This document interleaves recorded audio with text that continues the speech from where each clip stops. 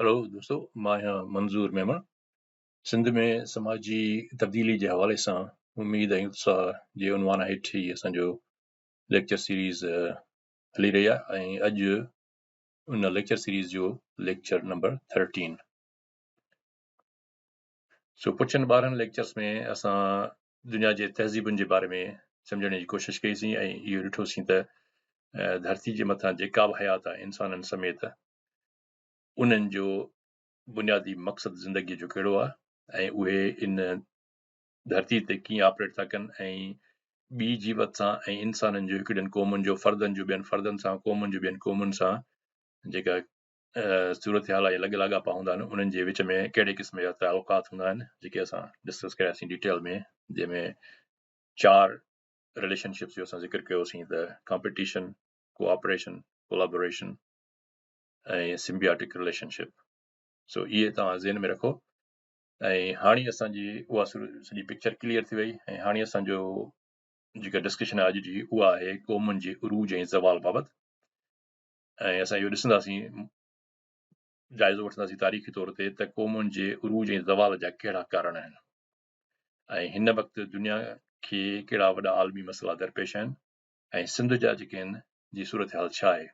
इन खे असां सम्झण जी कोशिशि कंदासीं ऐं इन मुख़्तसिर वीडियो में मां कोशिशि कंदुसि सॼो इन्हनि शयुनि जो अहातो कयूं। उन जे लाइ मां ॿ टे स्लाइड्स ठाहियूं तयारु कयूं आहिनि ऐं इन में इहा डेटा कैप्चर कई आहे जेका तव्हांखे अॻिते कमु ॾींदी। तव्हांजे लाइ हिकिड़ो यादाश्तनामो बि थी वेंदो ऐं तव्हां उनखे केॾी महिल बि रेफर करे सघो था। उन हवाले सां हाणे अचो त पहिरीं ॾिसूं त क़ौमुनि जे उरूज ऐं ज़वाल जा कहिड़ा सबब आहिनि। हिते मां हिकिड़ो सॼो तत्व ठाहियो आहे, हालांकि मां काफ़ी सारी स्टडी कई आहे, काफ़ी सालनि खां गुज़िरियल 15-20 सालनि खां दुनिया जे तहज़ीबुनि जे बारे में मुतालो करणु ऐं काफ़ी गूढ़ो मज़हबी किताबनि क़ुरान समेत ॿिया काफ़ी जेके आहिनि बुक्स उहे मां रेफर कया आहिनि, उनखे काफ़ी डिटेल में सम्झण जी कोशिशि कई आहे त दुनिया जे मुख़्तलिफ़ तहज़ीबुनि में जेके बि क़दीम क़ौमूं थी गुज़रियूं आहिनि त उन्हनि जे उरूज ऐं ज़वाल जा कहिड़ा कारण आहिनि। उनखे असां मज़हबी हवाले सां कोन ॾिसंदासीं ऐं हिन जो जेके मेन पॉइंट्स आहिनि काफ़ी सारनि ऑथर्स जा जेके रीडिंग करण खां पोइ मूंखे जेको सभ खां मुतासिर कयो उहो आहे अमेरिकन प्रोफेसर जेरिड डायमंड। उन जेरिड डायमंड जा 2 किताब जेके बेस्ट सेलर रहिया आहिनि काफ़ी अरसे ताईं, 2002-2003 खां वठी मां उन्हनि जेके रेफर कंदो रहंदो आहियां। त 2 किताबनि जा नाला, हिकिड़ो उनजो किताब जंहिंजो मां हिते उनवान इहो रखियो आहे जंहिंमें क़ौमुनि जे उरूज जा जेके 3 कारण मां मथे ॼाणाया आहिनि। इन्हनि में हिन पासे में अंग्रेज़ी में बि लिखियो आहे त जीअं तव्हांजे 2 शयूं क्लियर हुजनि, सिंधी में बि अंग्रेज़ी में। त उन जेरिड डायमंड जो हिकिड़ो मशहूरु किताबु आहे जंहिंजो टाइटल आहे गन्स, जर्म्स एंड स्टील। ऐं उन किताब जे उनवान सां मां हिते उहे नुक़्ता रखिया आहिनि जंहिं मां ख़बर पइजी वञे। ऐं इन किताब में जेरिड diamond he's got a PhD ऐं हिन जी जेके स्पेशलिटीज़ आहिनि उहे physiology, evolutionary biology, he is a palaeontologist. ऐं पैलियोंटोलॉजिस्ट असां चवंदा आहियूं उन एक्सपर्ट खे जेको फॉसिल्स यानी जेके पिण पहण थियल जेके शयूं आहिनि उन्हनि जे स्टडी अभ्यास जे ज़रिए क़दीम क़ौमूं क़दीम हयात जे उरूज ऐं ज़वाल जो मुतालो कंदड़ एक्सपर्ट माहिर खे असां चवंदा आहियूं पैलियोंटोलॉजिस्ट। ही इज़ अ पैलियोंटोलॉजिस्ट ऐं ही तक़रीबन दुनिया जे हर तहज़ीब जेके बि पास्ट सिविलाइज़ेशन थी गुज़रियूं आहिनि उते हिन 40 साल रिसर्च कई आहे। ऐं हिन न्यू पापुआ गिनी में 40 साल उते बि हिन बर्ड्स जे स्पेशीज़ ते हिन तमामु वॾी तहक़ीक़ कई आहे। उन खां पोइ हिन ही किताब लिखिया।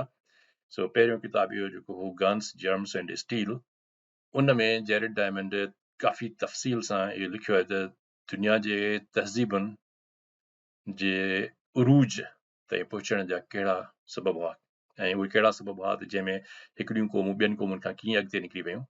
हिन किताब जो टाइटल में ई असल में हुनजो तत्व अची थो वञे त उहे 3 वॾे में वॾा सबब कहिड़ा हुआ। जंहिंखे मूं हिते लिखियो आहे त नंबर 1 गन्स जेको आहे उन किताब जो टाइटल उहो असल में रेफर थो करे छाखे जंगी ताक़त ऐं जंगी साज़ो सामान, वेड़ जो ॾांहुं।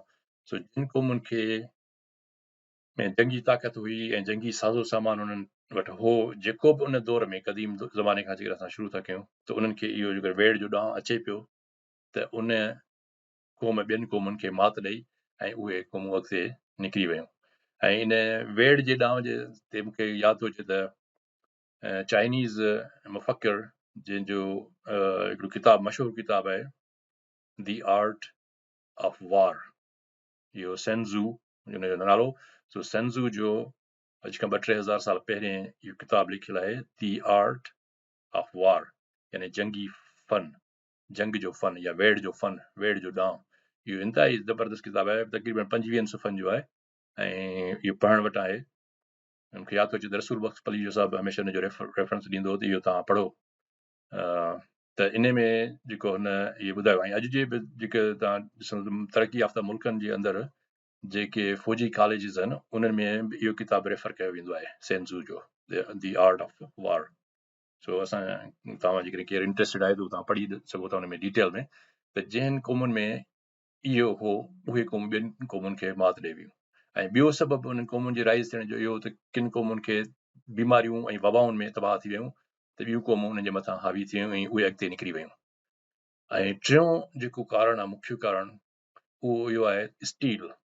स्टील हिते तारो आहे छाजे लाइ? स्टील आहे त उन टेक्नोलॉजी त जिन क़ौमुनि खे पंहिंजे दौर में जेका बि टेक्नोलॉजी, जेका बि टेक्निक हुनखे अचे पई, जेका बि हुनरी ॼाण हुई, जेके बि तख़लीक़ी सलाहियतूं हुयूं या कारीगरी जंहिं बि कम में, उहे उन पंहिंजी ॼाण, पंहिंजे स्किल्स, पंहिंजे हुनर सां ॿियनि क़ौमुनि खे मात ॾेई अॻिते निकिरी वियूं।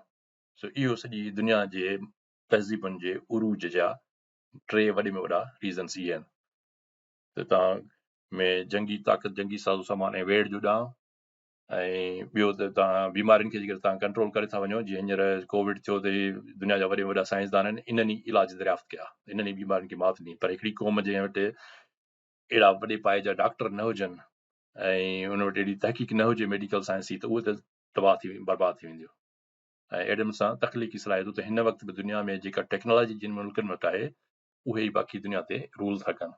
सो इहे क़ौमुनि जे उरूज जा कारण।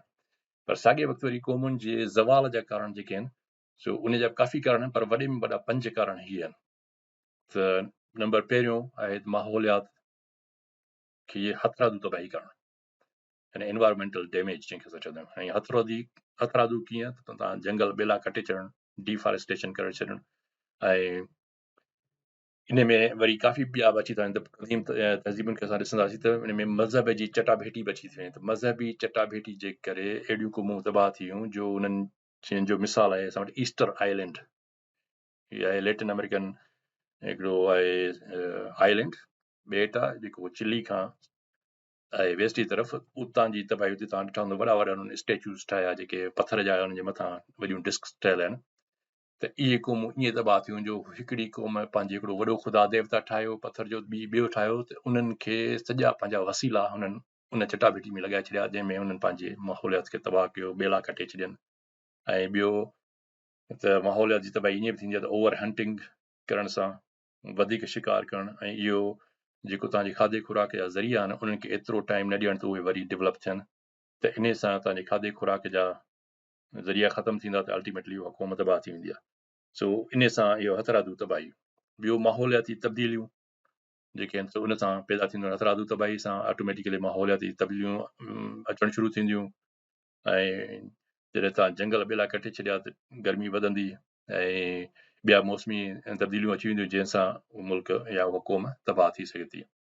ऐं टियों वॾे में वॾो रीज़न इहो आहे त पाड़ेसरी दुश्मन मुल्क, तव्हांजे पाड़े में जेके तव्हांजा तालुकात नेबरिंग कंट्री सां दोस्ताना न आहिनि त तव्हांखे हर वक़्तु इहा थ्रेट हूंदी ऐं उहा क़ौम ॿी क़ौम जे मथां हावी थी सघे थी ऐं हिनखे मारे मात करे सघे थी। ऐं इन जो मिसाल हिकिड़ो जीअं रोमन, त कंहिं दौर में रोमन एम्पायर पंहिंजे उरूज ते हुई, पर बारबेरियन जे हमलनि, लगातार हमलनि सां अल्टीमेटली इहो थियो त हिकिड़ी ताक़तवर नेशन बि तबाह थी सघे थी जेकॾहिं तव्हांजे पाड़े में दुश्मन वेठो आहे। तंहिंजे करे इहो वन ऑफ द रीज़न हो। ॿियो त कारोबारी दोस्त, ऐं जेकॾहिं तव्हांजे कारोबारी दोस्त हूंदा मुल्क जिन सां तव्हां नेबर्स सां तव्हां कारोबार कयो त तव्हांजो मुल्क बि तरक़ी करे सघे थो। पर असां वटि हीअं ॾिसंदो त पाकिस्तान ऐं इंडिया जो जेको पॉलिटिकल सिचुएशन आहे उन में जेकॾहिं कारोबार थिए हा मुल्कनि जे विच में त सभई मुल्कनि जो ॿिन्ही मुल्कनि जा माण्हू फ़ाइदो वठंदा। पर इहे पॉलिटिकल इन करे ऐं पोइ जॾहिं वरी कॾहिं को मुश्किल वक़्तु ईंदो आहे त जेको पाड़ेसरी मुल्क आहे उहो तव्हांजो भली दोस्त मुल्क हुजे पर हू पंहिंजे मसइलनि में हूंदो आहे ऐं उहो तव्हांजी मदद लाइ न अची सघंदो आहे। सो चोथों इहो ऐं पंजो आहे त माहौलियाती जेके मसइला पैदा थिया कंहिं बि नेशन जे अंदरि त उन क़ौम ऐं उन क़ौम जी जेका हुकूमत आहे उन्हनि जो कहिड़ो किरदारु रहियो उन्हनि मसइलनि खे हल करण में, चाहे उहो लाग़र्ज़ थी विया लापरवाह थी विया या हुननि को किरदारु अदा कयो ऐं पंहिंजे माहौल खे बहितर बनायो। सो इहे मद्देनज़र रखंदे पोइ असां इन जे करे इहे डिस्कस था कयूं त जीअं असांखे पंहिंजी सूरत हाल जी ख़बर पवे। हिन सूरत हाल मां असां आगाह हूंदासीं, अदराक हूंदो त क़ौमूं जो उरूज ऐं ज़वाल कीअं थींदो आहे त पोइ असांखे पंहिंजे मसइलनि जो अदराक थींदो ऐं पोइ असां गॾिजी इन ते सोचण ते मजबूर थींदासीं त असांजे लाइ कहिड़ा वॾा मसइला लाइक़ आहिनि ऐं उन्हनि खे असां कीअं हल कयूं। सो हिते हिन नेक्स्ट स्लाइड में असां वरी डिस्कस कंदासीं त हिन वक़्तु जेके वॾे में वॾा आलमी मसइला आहिनि उहे कहिड़ा आहिनि ऐं उन खां पोइ वरी असां ईंदासीं सिंध ते या मक़ामी लेवल ते। सो हिन वक़्तु जेके दुनिया खे वॾा आलमी मसइला आहिनि उन्हनि खे मूं हिते हाईलाइट कयो आहे ऐं मां काउंट कंदा 8 वॾे में वॾा मसइला हे मुंहिंजी तहक़ीक़ खां पोइ मां हिन ते नतीजे पहुता त हीअ हिन वक़्तु दुनिया खे 8 वॾे में वॾा मसइला दरपेश आहिनि ऐं इहे 8 मसइला कंहिं बि हिकिड़े मुल्क जे हल करण जे वस में जी ॻाल्हि न आहे, छो त आलमी मसइला आहिनि त इनखे आलमी अप्रोच ई हल करे सघे थी। सो मां हिते हाईलाइट कयो त इहे आलमी मसइला हल करण कंहिं हिकिड़े मुल्क जे वस जी ॻाल्हि ई न आहे ऐं उन्हनि आलमी मसइलनि खे हल करण लाइ सभिनी दुनिया जे सभिनी मुल्कनि खे गॾियल सहकार सां इहे आलमी मसइला हल थी सघनि था। सो ही आलमी मसइला कहिड़ा आहिनि? सभ खां पहिरियों टॉप ते आहे फिज़ाई तब्दीलियूं यानी क्लाइमेट चेंज ऐं क्लाइमेट चेंज जे नतीजे में हींअर तव्हां ॾिठो त केॾियूं कुदरती आफ़तूं अचनि थियूं, ॿोॾूं ऐं तव्हां गुज़िरियल साल ॾिठो सिंध में केॾी तबाही आई त इन जो न सिर्फ़ु तरक़ी याफ़्ता मुल्कनि ते असरु थिए थो पर ग़रीब मुल्कनि ते बि असरु थिए थो। तरक़ी याफ़्ता मुल्कनि में खे त वरी बि वसीला आहिनि, हुन वटि टेक्नोलॉजी आहे, हुन वटि मशीनरी आहे ऐं हुन वटि रिसोर्सिस आहिनि त हू एॾी वॾी तबाही खे बि पंहिंजे मुल्क में लोकल लेवल ते कंट्रोल करे सघनि था, पर ग़रीब मुल्क सफ़र कंदा। सो इहे इन्हनि फिज़ाई तब्दीलियुनि जे करे कुदरती आफ़तुनि जो अचणु, ज़िलज़िला उन जे करे सो उन्हनि इहे हींअर आलमी मसइला आहिनि। इन में सभिनी मुल्कनि जी कंट्रीब्यूशन लाज़मी आहे इनखे हल करण जे लाइ। को बि हिकिड़ो मुल्क इन्हनि मसइलनि खे आलमी मसइलनि खे हल करण जी पोज़ीशन में न आहे। ॿियो वॾे में वॾो आलमी मसइलो हिन वक़्तु आहे एनवायरमेंटल पॉल्यूशन, माहौलियाती गदिलाण ऐं इहा लोकल लेवल ते बि मुल्कनि में आहे ऐं इहा आलमी लेवल ते बि हींअर गदिलाण वधी वई आहे। हाणे आलमी लेवल ते कीअं आहे, मिसाल के प्लास्टिक आहे त हींअर समुंडनि जे तरनि में प्लास्टिक हली वई आहे जिथे किथे। हाणे इहो मसइलो केरु हल कंदो? इहो कंहिं हिकिड़े मुल्क जे वस जी ॻाल्हि कोन्हे का। त इहे अहिड़े क़िस्म जूं जेके माहौलियाती या CO2 कार्बन डाइऑक्साइड जो ख़राज आहे जेको इन ख़राज जे करे ई पॉल्यूशन थिया न, फिज़ाई तब्दीलियूं आयूं आहिनि त उन खे को बि हिकिड़ो मुल्क कंट्रोल नथो करे सघे। इन में सभिनी मुल्कनि जो कंट्रीब्यूशन लाज़मी आहे त उनखे अहिड़ियूं पॉलिसियूं इख़्तियार करणु घुरिजनि, अहिड़ी टेक्नोलॉजीज़ जंहिंसां उनखे माहौलियाती गदिलाण खे कंट्रोल कयो वञे, CO2 खे कंट्रोल कयो वञे। त हींअर जेको दुनिया में हले पियो जंहिंखे चवनि था पिया हाइड्रोजन इकोनॉमी ऐं ग्रीन, जंहिंखे चवनि था ग्रीन एनर्जी, ऐं हींअर दुनिया उन तरफ़ वञे थी, दुनिया जा तरक़ी याफ़्ता मुल्क उन तरफ़ वञनि था, पर ग़रीब मुल्कनि में ख़ासि तौर ते पाकिस्तान जहिड़े मुल्कनि में या सिंध जीअं आहे ग़रीब सूबो आहे त असां जहिड़नि मुल्कनि में त एतिरा वसीला बि कोन्हनि के, न को टेक्नोलॉजी आहे, न कोई असांजो नौजवान नसुल एतिरो स्किल्ड आहे, उहो ट्रेंड ई कोन्हे के, स्किल डेवलपमेंट उन्हनि जी कोन्हे का, त उहे इन लोकल लेवल ते मसइला हल करण जी पोज़ीशन में कोन्हनि के। तंहिंजे करे असांजी हुकूमतुनि खे इन तरफ़ ध्यानु ॾियणु घुरिजे त इन मसइलनि खे कीअं हल कंदासीं। टियों वॾे में वॾो मसइलो आहे आलमी सतह ते गर्मी जी वाध। इहो बि माहौलियाती गदिलाण जो ई नतीजो आहे जो हाणे ग्लोबल टेम्परेचर वधे पियो, उन सां वाटर लेवल राइज़ थी थिए। वाटर लेवल राइज़ थींदी त पोइ वरी उन सां बरसातूं वधीक थींदियूं, तूफ़ान लॻंदा ऐं उनजो अल्टीमेटली नतीजो इहो कुदरती आफ़तुनि जी सूरत में जेको तव्हां ॾिठो 2-3 साल ॾेढ अॻु में। ऐं ॿियो वॾे में वॾो मसइलो आहे दुनिया जो वधंदड़ आबादी। हाणे दुनिया में जेकॾहिं आबादी हींअर वधी वई आहे एतिरी त उनजे लाइ रिसोर्सिस खपनि, खाधो खुराक में किलत अची वेंदी उन्हनि उन आबादी खे जे खाधे खुराक खे पूरा करण जे लाइ ज़मीन खे जी ज़रख़ेज़ी ख़तमु थींदी, ज़मीन तबाह थींदी ज़रई, छो त उन में एतिरी उपत पैदा करण जी ताक़त कोन्हे। उन लाइ छा कंदासीं जो वधीक पैदावार हासिल करण जे लाइ असां वरी उन में फर्टिलाइज़र यूज़ कंदासीं, पेस्टिसाइड यूज़ कंदासीं त जीअं वधि में वधि एतिरी उपत थिए जो एतिरी आबादी खाई सघे।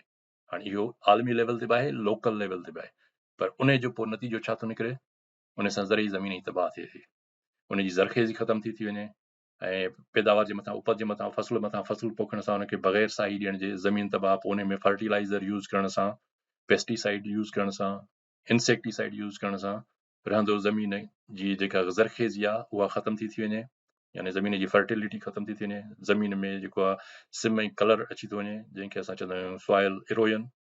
त सॉइल इरोजन जा मसइला आहिनि, हिन में एग्रीकल्चर डिपार्टमेंट खे अॻिते वधणु घुरिजे सिंध में, ऐं उन सां गॾो गॾु बि ज़मीन जेका आहे सो उनजी सैलिनिटी वधी थी वञे, यानी उनजी लूणियाट जेका आहे सो उहा वधी थी वञे इन्हनि फर्टिलाइज़र जे इस्तेमाल सां, उन सां पोइ ज़मीन रहंदो बंजर थींदी थी वञे। सो ज़रूरी ज़मीनुनि जी तबाही दुनिया जो हींअर आलमी मसइलो बि आहे ऐं लोकल लेवल ते बि इहो डैमेज थिए थो। पोइ उन ज़मीन जी तबाही सां छा थो थिए उहो असां नेक्स्ट स्लाइड में पढ़ंदासीं। ऐं पाणीअ जी खोट, पाणी जी शॉर्टेज आहे हींअर दुनिया में, एतिरो पाणी जो इस्तेमालु थिए थो जो हींअर पाणी जी किलत दुनिया जे मुल्कनि में आहे, पीअण जे लाइ माण्हुनि खे पाणी कोन्हे, सिंध में त पाणी पीअण जे लाइ कोन्हे को, ऐं सिंध जो पाणी जेको आहे सो केॾो पॉल्यूटेड थी वियो आहे, केॾो वेस्ट आहे। शाबस हुजे साईं शहाबुद्दीन ओस्तो साहिब खे जंहिं 2-3 साल अॻु इहा तहरीक हलाई सिंध जे जेका ग़लाज़त ऐं गंदगी जेका आहे वाटर पॉल्यूशन उन ते, पर उन वीचारे पंहिंजे अकेले सिर स्ट्रगल कई, माण्हुनि जे सां साथ न ॾिनो ऐं उहा तहरीक साईं जी उते ख़तम थी वई। सो इहा केॾी अफ़सोस जी ॻाल्हि आहे त हुन हेॾी सिंसियरिटी सां, हेॾी सचाई सां सिंध जे मसइले खे उथारियो, पर सिंधी माण्हुनि मोट कोन ॾिनी, छो त सिंधी माण्हुनि में अवेयरनेस आहे ई कोन त हुननि सां कहिड़ा मसइला, कहिड़ी वेदना, ऐं हू हुननि जो मुस्तक़बिल केॾो ख़तरनाक मसइले में घिरियल आहे। ऐं ॿियो 7 इशू आहे खाधे खुराक जी किलत। जीअं पॉपुलेशन वधी वई, हाणे ज़मीननि जी जेका ज़रख़ेज़ी ख़तम थी वई त हींअर एतिरा फ़सुल कोन था थियनि त एतिरी खाधो खुराक जो मसइला जेके आहिनि हींअर दुनिया खे दरपेश आहिनि। सो जंहिंखे असां इहे चवंदा आहिनि फूड सिक्योरिटी प्रोग्राम। सो दुनिया जा मुल्क पंहिंजी फूड सिक्योरिटी जे लाइ इंतज़ाम कनि था। असां वटि सिंध में, सिंध गवर्नमेंट फूड सिक्योरिटी जे लाइ कहिड़ो इंतज़ाम आहे? को बि इंतज़ाम मूंखे त नज़र कोन थो अचे त हुननि हिते जेके वॾा गुदाम आहिनि सो उन गुदामनि खे बि गबन हणी माण्हू कणिक चुराए खपाए था छॾनि, ऐं इहा असांजी सिंध जी सूरत हाल आहे फूड सिक्योरिटी जे हवाले सां। पर हिते अमेरिका, कैनेडा या यूरोप जा वॾा मुल्क इहे पंहिंजे फूड सिक्योरिटी जे लाइ बि हुननि जो इंतज़ाम आहे त हुननि जी फूड सिक्योर हुजे, ईअं न थिए त हुन खाधे खुराक जी किलत अची वञे। पर असां सिंध में असां वटि का बि प्लानिंग कोन्हे का, को बि इन तरफ़ कंहिंजो ध्यानु ई कोन्हे को त इन्हनि इहे ऐं सिंध जी आबादी वधंदी थी पई वञे। सो अहिड़े नमूने सां 8 नंबर जेको आहे उहो आहे जोहरी हथियारनि जा ज़ख़ीरा दुनिया खे जेके आहिनि से दुनिया हिकिड़े बॉम्ब ते वेठी आहे, टिकिंग बॉम्ब ते, त केॾी महिल बि कुझु बि थी सघे थो। सो इन्हनि मसइलनि खे हल करण जे लाइ सभिनी मुल्कनि खे गॾिजी सहकार करणो पवंदो, न त हिन धरती ते इंसानियत जो ख़ात्मो खे केरु रोके नथो सघे। सो इहो तमामु अहम मसइला आहिनि जिन ते गौर वीचार करणु घुरिजे, असांजो नौजवान अवेयर हुजे हिननि शयुनि खां त हीअ आलमी लेवल ते दुनिया खे कहिड़ा मसइला आहिनि, त जीअं हू असांजो नौजवान तयारी वठे पंहिंजे मुल्क जे लाइ, त हू पंहिंजे मुल्क में जेकॾहिं कुझु शयूं सिक्योर करे थो त उनजो मुस्तक़बिल बहितर थींदो। सो नेक्स्ट हाणे असां अचूं था त असांजा जेके आहिनि से लोकल लेवल ते कहिड़ा मसइला आहिनि मुख़्तलिफ़ मुल्कनि में, दुनिया जे मुख़्तलिफ़ मुल्कनि में जेके मक़ामी सतह ते वॾे में वॾा मसइला आहिनि उनखे मूं ते शॉर्ट कयो आहे। ऐं हीअ वरी मां एक्रोनिम हिकिड़ो जेको लिखियो आहे हिन पासे हिपो, इहो आहे एडवर्ड ओ विल्सन जे हिकिड़ी किताब में मूं पढ़ियो, मूंखे ॾाढो हुन मुतासिर कयो हिपो। ऐं एडवर्ड विल्सन ही अमेरिका जो में हिकिड़ो वॾो अथॉरिटी आहे एंड्स जे कॉलोनीज़ ते, हिन वॾो रिसर्च कया 40-50 साल, ऐं हिन जे काफ़ी सारा किताब आहिनि इन्वायरमेंट ते, बायोडाइवर्सिटी ते, स्पेशीज़ ते। सो हिन जा कोई मुंहिंजे ख़्याल में 30-35 खां मथे हिन बुक्स लिखियल आहिनि, त इहे तव्हां ज़रूरु पढ़ो, तव्हांजो नॉलेज लेवल वधे, तव्हांजी जेको सो दिमाग़ ओपन थिए त ॾिसो त दुनिया में छा पियो थिए ऐं केॾी तरक़ी पई थिए। सो हीअ आहे न लोकल लेवल ते। हाणे लोकल लेवल ते असां वटि छा आहिनि मुल्कनि में वॾे में वॾो मसइलो आहे त फितरी चरागाहुनि जी तबाही, यानी हैबिटेट डिस्ट्रक्शन। हाणे हैबिटेट डिस्ट्रक्शन जो मतिलबु इहो आहे त जेके पखी पुखणनि जूं जेके फितरी चरागाहूं आहिनि, जानवरनि जूं फितरी चरागाहूं जिथे हुननि जो नसुल जी वाध ऐं अफ़ज़ाइश थिए, पाणी आहे त हुन में जेके मच्छी जिथे अची पंहिंजा बचा पैदा करे त उहे जेकॾहिं असां पोल्यूट करे छॾियूं पाणी जा, जीअं मंछर ढंढ असांजी तबाह हुआ, किंजर ढंढ तबाह हुआ, त इहे लोकल लेवल ते जेके इहे आहिनि natural habitat for our sea life, त मच्छी जो नस्ल तबाह थी वेंदो, हुन में ज़हरात ऐं तव्हांजो पोल्यूटेड वाटर हूंदो, तेज़दाबियत हूंदी, त तव्हांजा खाधे खुराक जा वसीला ख़तम थी वेंदा। सो हिकिड़ो वॾे में वॾो मसइलो लोकल लेवल ते आहे इहो। ॿियो आहे त माहौल लाइ हानिकार धारिया वण ऐं ॿूटा लॻाइण, ऐं इन ते इहो आहे introduction of invasive species, introduction of invasive species. सो इहे अहिड़ा वण आहिनि जेके हानिकार आहिनि पंहिंजे लोकल माहौल जे लाइ, ऐं धरती ते हर खिते जी आबोहवा जे हिसाब सां जेकी कुदरती तौर ते हज़ारे सालनि खां वण ॿूटा पैदा थिया, उहे ई उतां जे लोकल इको सिस्टम खे क़ाइमु कंदा आहिनि। पर असां वटि हाणे फैशन थी वियो आहे, ॿाहिरीं कंहिं मुल्क जो हिकिड़ो ॿूटो लॻायो, सिंध में अलाए केतिरा ॿूटा लॻी विया, ऐं उहे जेका लोकल बायोडाइवर्सिटी आहे, जेके असांजा क़दीम वण हुआ, टालियूं हुआ, बबुर हुआ, ॿिया जेके असांजे सिंध में जेके ॿिया वॾा वॾा वण थींदा हुआ, बड़ पिपर, उन्हनि ते असांजी लोकल जेका जीवत हुई उहा उन्हनि ते ई पलिजी सघे पई। हाणे नवां वण उन्हनि जी जाइ ते लॻाया आहिनि, उन ते उहा लोकल तव्हांजी जीवत सॼी ख़तम थी वई, ऐं उहे कीड़ा मकोड़ा जेके बि हुआ, पोपट ऐं भुंभुरियूं, इहे सभु खाधो खुराक हूंदा आहिनि पखियुनि जे लाइ, त पखियुनि जो खाधो खुराक असां ख़तमु करे छॾियोसीं, ॿिया वण ॿाहिरियां धारिया लॻाए, ऐं असां हुन में ख़ुशि हूंदा आहियूं त असांजे उताक में असांजे मां अहिड़े क़िस्म जा नवां वण पोखिया आहिनि। इहा ख़बर ई कोन्हे त उन्हनि जो नुक़सानु कहिड़ो आहे असांजे इन्वायरमेंट ते, असांजा पखी फुकण मरी विया, ऐं इहा बायोडाइवर्सिटी जेका असां तबाह असां कयूं पिया। ऐं ॿियो असांजो वॾे में वॾो मसइलो इहो आहे त माहौलियाती बदिलाव, जंहिंमें सनती ऐं म्यूनिसिपल वेस्ट ऐं ग़लाज़त जेका आहे, नालियुनि जो पाणी जेको मां तव्हांखे ॿुधायो त शहाबुद्दीन ओस्तो साहिब सिंध में वॾी तहरीक हलाई पई, ऐं पर हुनखे का मोट कोन मिली, ऐं अल्टीमेटली उहो वीचारो मायूस थी चुप करे वेही रहियो। त इहा सनती वेस्ट ऐं जेका म्यूनिसिपल वेस्ट आहे, सिंध में तव्हां ॾिसो त सॼा शहर केॾा गंद जा ढेर लॻा पिया आहिनि, जंहिंमें हर क़िस्म जूं बीमारियूं आहिनि। इन जे करे सॼी सिंध बीमारियुनि में मुब्तला आहे। पाणी में सैंखियो अची वियो आहे, पीअण जे लाइ पाणी तव्हांखे साफ़ कोन्हे को, उन में ज़हरात ग़लाज़त हर शइ में भरी पई आहे। माण्हू जेको सीपेज थी, जेको नालियुनि जो पाणी आहे, उहो ट्रीट ई कोन थो थिए, उहो थी ज़मीन में हलियो थो वञे, उहो गॾिजी थो वञे, ऐं पोइ बीमारियूं जेके आहिनि से सिंध में जेके वॾियूं वॾियूं अस्पतालूं, त असां वॾे फ़ख्र सां चऊं था त भई पीपल्स पार्टी गवर्नमेंट वॾियूं NICVD हॉस्पिटल्स खोलियूं फरार, पर हुननि इन जो जेको असली रूट काज़ आहे उन खे त हल कोन कयो न। सिंध गवर्नमेंट जेको बीमारियुनि जो असली रूट काज़ आहे उहो आहे ग़िलाज़त। ग़िलाज़त लाइ हिननि वटि का पॉलिसी कोन्हे का। माण्हू भली पंहिंजूं किडनीज़ तब्दील कराइनि, बुकियूं चेंज कराइनि, हार्ट लिवर ट्रांसप्लांट कराइनि, बाक़ी इहो न त उनजो जेको असली रूट काज़ आहे उन खे एड्रेस कजे। सो उन जे लाइ असांजो माण्हू जेसि ताईं अवेयर न थींदो, उहे ग़लति पॉलिसीज़ ते वाह वाह कंदो, त इन सां उन्हनि जो मसइलो हल न थींदो। सो असांखे इन्हनि खां अवेयर थियणु घुरिजे त असांजा लोकल लेवल ते मसइला कहिड़ा आहिनि। असांजी वधंदड़ आबादी नंबर 4 इहो आहे ओवर पॉपुलेशन, ऐं ओवर पॉपुलेशन जे करे असांजी आबादी वधी वई आहे, सोढ़ थी वई आहे। ॿाहिरीं धारी आबादी अचण जे करे सोढ़ थी वई आहे। हाणे असांखे जॾहिं रहण जे लाइ सोढ़ थी वई आहे, उन्हनि जे वधंदड़ आबादी जे करे उनजे खाधे खुराक जा मसइला थी विया, ज़मीन में एतिरी उपति कोन्हे का केतिरा फसल पैदा करे सघूं, त उन्हनि खे ॿाहिरीं धारी आबादी, पंहिंजी आबादी वधंदड़ आबादी जे लाइ पोइ असां वटि कहिड़ा वसीला आहिनि, असां वटि कहिड़ी फूड सिक्योरिटी आहे। जॾहिं अॻु में ज़िक्र कयो असां वटि का फूड सिक्योरिटी कोन्हे का, असां वटि का एजुकेशन कोन्हे का, असांजी तालीम तबाह आहे, असांजी सिहत तबाह आहे, ऐं वॾियूं हॉस्पिटल्स त जंहिंमें फ्री इलाज जी असां दावा कयूं था, पर उहे बीमारियूं बुनियादी तौर ते पहिरीं त थियण ई न घुरिजनि न। उनजे लाइ कहिड़ो आहे पाणी जेको वाटर ट्रीटमेंट प्लांट को ईअं चए त भई सिंध जे कहिड़े बि शहर में हिकिड़ो बहितरीन क़िस्म जो वाटर ट्रीटमेंट प्लांट हुजे, को बि कोन्हे को।